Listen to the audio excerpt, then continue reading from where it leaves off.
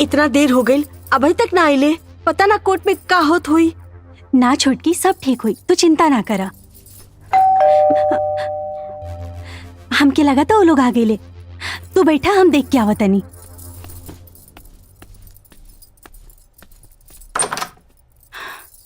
रुआ? हाँ, हमरा राजेंद्र और सुरेंद्र से कुछ जरूरी बात करे के बा। आइन। हाँ।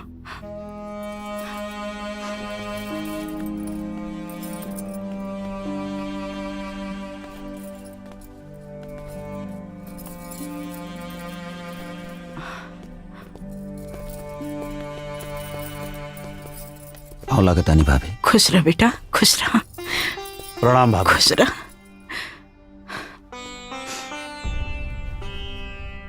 राजेंद्र, सुरेंद्र, हम तो लोग के अपना से कब्बो अलग ना समझनी। जब हम बियाह करके वो घर में आयल रही तो तोहर बड़का भैया पहला रात के हमरा से एगो वचन ले रही कि हम तो तीनों भाई के अपन देवर ना अपन बेटा मानब। भगवान जाने कि आज भी हम उहे माने नहीं। तू लोग के कबो कोनो छोट भाव से हम ना देखनी। अब जौन होके कह रहे तौन तो हो गइल बाबू। बाकी हम एगो बात कहे खातिर रहनी है कि तू लोग के जौन भी हिस्सा चाहिए ले ल जा। बाकी हमरा के हमर वो घर दे द जा।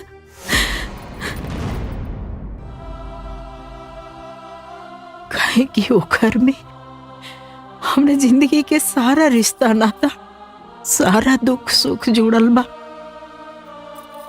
हम ये कहे खातिर आ गई नहीं और कोर्ट से केस वापिस लेला हमार बाबू। हमार घर हमरा के दे दा। काहे कि कोर्ट में हम अपना घर के तमाशा नहीं की बनावल चाहत।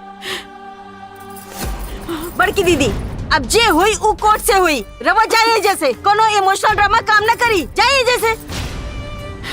ना छोटी, तू ऐसा काहे बोला तड़ू? हम यहाँ कोनो इमोशनल ड्रामा करे खातिर नहीं आए। अच्छा, तो रउआ यहाँ काहे आई नी? हाँ हाँ, देखले रहनी ना ओ दिन कैसे जितेंद्र हमनी के ऊपर रावण जैसन गरजत रहे। कैसे जितेंद्र बाबू हमनी के लाठी लेके दौड़ौले रहे। तब कहाँ गए रहे राउर इमोशन, राउर भेदभाव और ई जोन मोट मोट आंसू बहता, ई कहाँ गए रहे ओ दिन?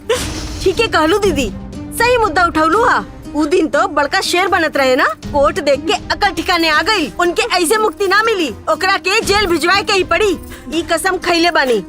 जाइए जैसे, जाइए। इतना कठोर मत बना तू लोग। हमरा जितेंद्र से जौन भी गलती हो गई ओकरा लिए हम माफी मांगे खातिर आयल बनी। हमरा के माफ करता जा। छोटे, हम बड़ होके तोहरा गोड़ पड़ता नहीं। जाइए जैसे।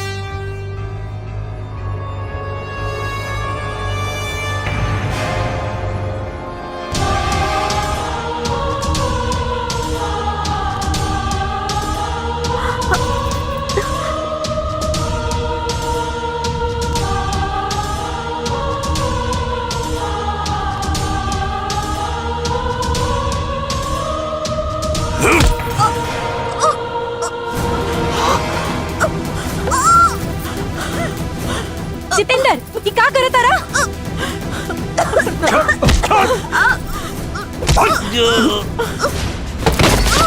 तो हिम्मत कैसे भइल रे हमरा भाभी के हाथ लगावे के? जान से मार दे तुके। जितेंद्र, छोड़ उनके, छोड़ छोड़ उनके भाई।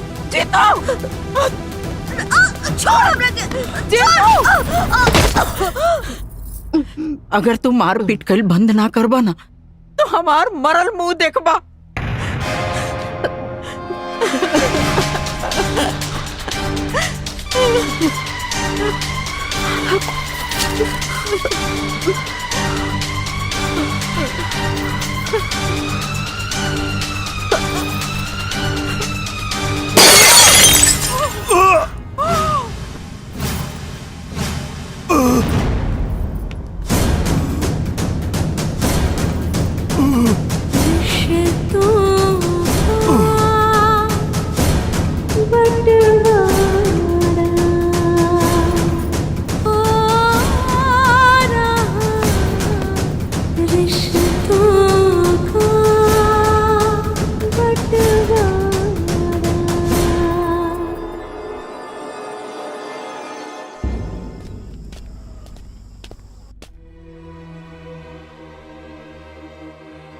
तारो नहीं पता तू कितना बड़ा पागलपन कर चुकल बड़ू।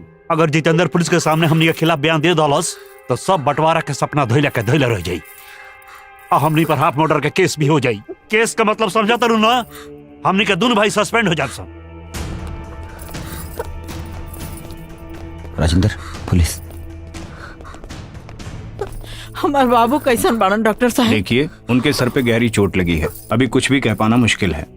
डॉक्टर साहब, हम बयान लेवल चाहता नहीं। अभी वो बेहोश हैं, होश में आने के बाद ही आप उनका बयान ले सकते हैं। Excuse me. रहुआ के बानी? हम उनकर भौजाई बानी। इनकरा के चोट कैसे लागल? इंस्पेक्टर साहब, इनमें हमार गलती बा। हम अपना देवर देवरानी से बात करत रहनी और तभी जितेंद्र आके मारपीट शुरू कर देलन। हम उनकरा के बड़ी मना कईनी लेकिन वो मानते ना रहे। फिर हम अपना हाथ से उनका के धक्का दे देली और गिर गईला। फिर उनकर सिर फट गईल, बेहोश हो गईलन हमार बाबू।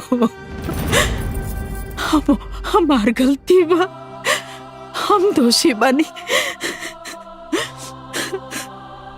ठीक बा, पर जब तक जितेंद्र के बयान नहीं के हो जात रहुआ जे रही।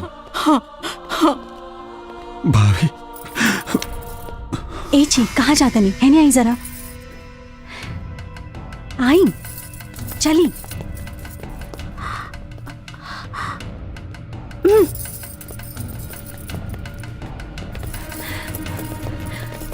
जॉन भाई बहुत अच्छा भाई। अब तक सारा टेंशन दूर हो गई।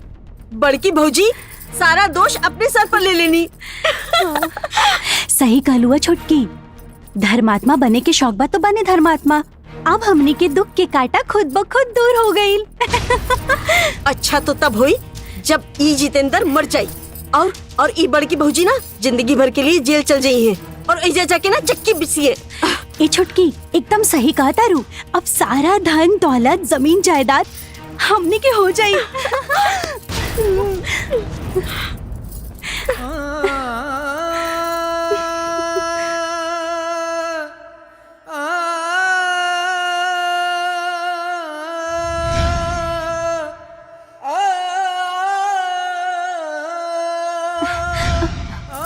ए जी रोआ के का हो गई? कहाँ खो गई नी? कहाँ?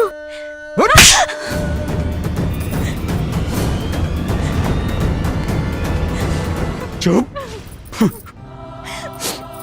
बेरहम औरत। यप का करल बानी। भैया ठीक कैला हन। ई काम हमरो बहुत पहले करे के चाहत रहे। राजेंद्र, सुरेंद्र, ई तू लोग का करत बड़ा जा। मत रुका भौजी, ये दोनों वही के काबिल बाड़ी सन। पूरे घर के तबाह कर देली भाभी। चुप रहा तू। औरत पे दोष लगाओ तो बड़ी आसान बा। काहे कि खाली औरतिये के दोष ना होला, पुरुष भी बराबर के दोषी होला।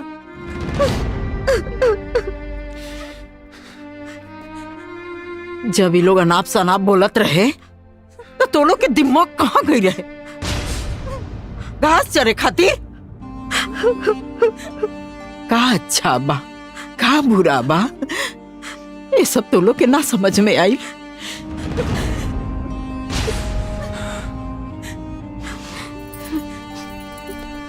डॉक्टर साहब, पेशेंट को होश आ गया।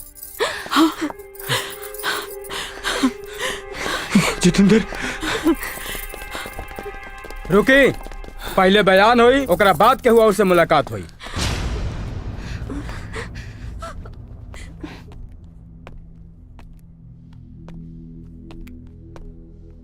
हम इलाका के थाना इंचार्ज बानी।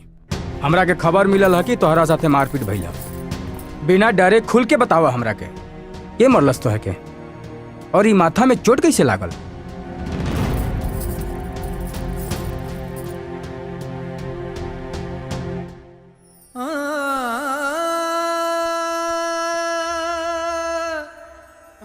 आपसे के कहल कि हमरे साथ मारपीट भइल बा। हमरे साथ कोनो मारपीट नहीं भइल। वो हम छत पे चढ़त रही और सीढ़ी पर से पैर फिसल गई। हम सर के बल गिर गए। ओकरे बाद बेहोश हो गए। हमके याद नहीं कि ओकरे बाद का भइल। तू सच बोल रहल बाड़ा कि केहू के दबाव में आकर झूठा और गलत बयान दे रहल बाड़ा? हम एकदम सही कहा ताने। हमरे साथ कोनो मारपीट नहीं के भइल।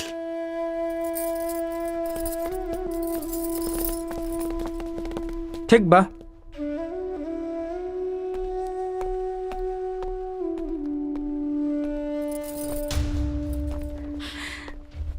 बयान हो गई। उनकर कहना बा कि उ सीढ़ी से गिर गई रहन और कोनो मारपीट ना भइल। तू तो कहत रहली कुल तोहरा वजह से भइल बा। इंस्पेक्टर साहब, भौजी जौन बाड़ी जितेंद्र के कोनो काम से बाहर भेजले रहनी है। हन भौजी, यह बात बना? हाँ इंस्पेक्टर साहब। ठीक बा, हमार जांच पूरा भइल। अब आप लोग उनकरा से मिल सकतानी। हाँ जी। आवा। चल बाबू, हमार बाबू।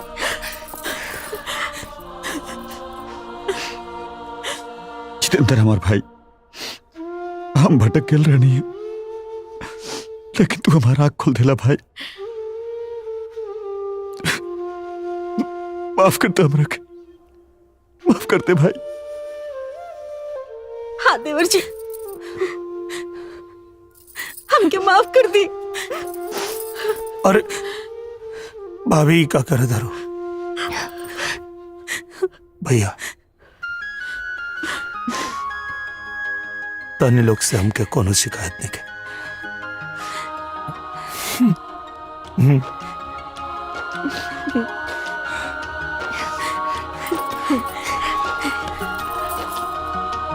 जज साहब, हमार छोट भाई जितेंद्र सही तर्क दे रहल बाड़न।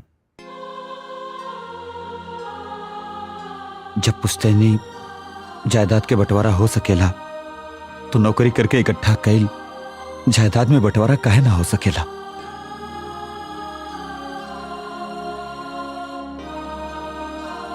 लेकिन हमरे यहाँ कानून में ऐसा कुछ नहीं के। जज साहब, हम आपसे विनती कैल चाहब कि सरकार के आप आदेश दी कि ऐसा कोनो कानून बने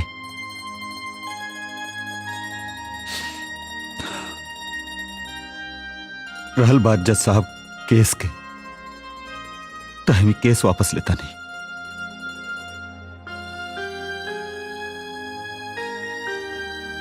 जज साहब, हमनी के घर के बंटवारा ना होई, हमनी के साथे रहल जाए। सगरो भाई मिलके जैसन बड़का भैया के सपना रहे।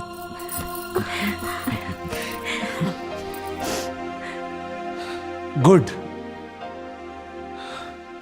ये बहुत अच्छी बात है कि एक परिवार घर तोड़ने की नहीं, घर जोड़ने की बात कर रहा है। और इस केस के माध्यम से जितेंद्र ने जिस समस्या की ओर ध्यान अवगत कराया है, सच में परिवारों की वो एक विकराल समस्या है। घर के बंटवारे की समस्या बहुत बड़ी समस्या है। ये सिर्फ एक परिवार की समस्या नहीं है, हर घर की समस्या है, हर गांव की समस्या है। बंटवारे के झगड़े को लेकर हर घर में झगड़ा बढ़ रहा है,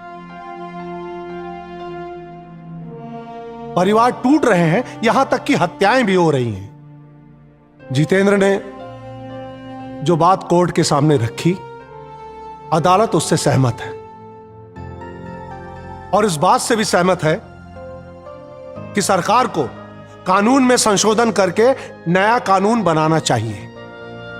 पारिवारिक झगड़े के मामले को लेकर हम सरकार को चिट्ठी लिखेंगे इस मुद्दे को लेकर, और इतनी गंभीर समस्या की तरफ अदालत का ध्यान आकर्षित करने के लिए अदालत जितेंद्र की आभारी है।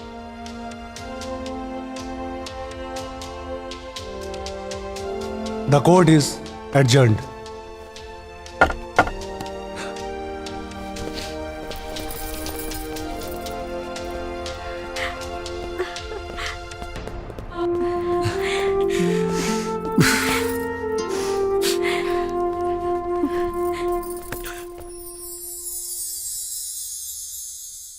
भैया, हमने के माफ कर दी और आज के बाद रघुआ जवन चाहत रहनी है अब वो है ये घर में हुई।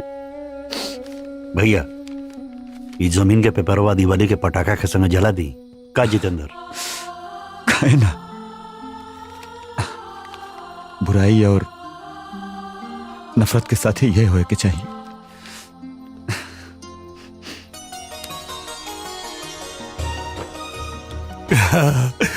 बुराई सब जल गई।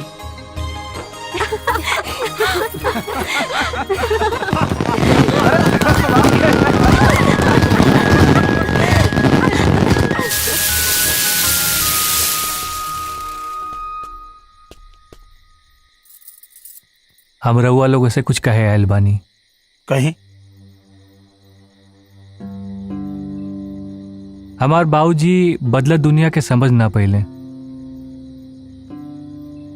लेकिन आज ही देश में का पूरा दुनिया में ही साबित हो गई बा कि लड़का लड़की में कवनो अंतर नहीं है। अरे जितना पैसा लड़का के पढ़ावे में लगा था उतना ही पैसा मेहनत लड़कियों के पढ़ावे में लगा था। तो ऐसा काहे बा कि जब लड़की के शादी हुई तो लड़की वाला के दहेज देवे के पड़ी और लड़का वाला के ना देवे के पड़ी? ई कैसन प्रथा बा? अरे हम तो कहा तानी कि कुप्रथा बा। आज हम ई कुप्रथा के विरोध करतानी।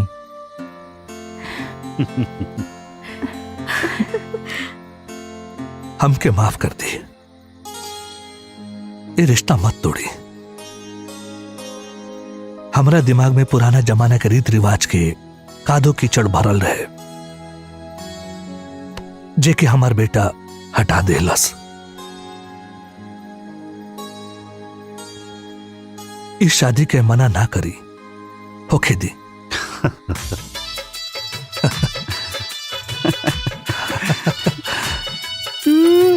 वक्रतुंड महाकाय सूर्यकोटि समप्रभा। जीतू, चला हमने भी शादी कर ली। अरे ऐसे कैसे शादी करबो? तैयारी खातिर थोड़ा वक्त भी तो चाहिए। भर्गो देवस्य धीमहि धियो यो न प्रचोदयात्। ओम गणानां त्वा गणपतिगुं हवामहे निधिनां त्वा निधिपतिगुं हवामहे प्रियानां त्वा। तनी बुद्धि अप्लाई करी। अच्छा, हाँ तो अभी टाइम लगी ना। जी, हम कोर्ट मैरिज की बात करे तनी। अच्छा, सब पता करके बैठल बाड़ू। सही बात। आज से दोनों जाने पति पत्नी हो गए लोगन। तो कर लिया जाओ।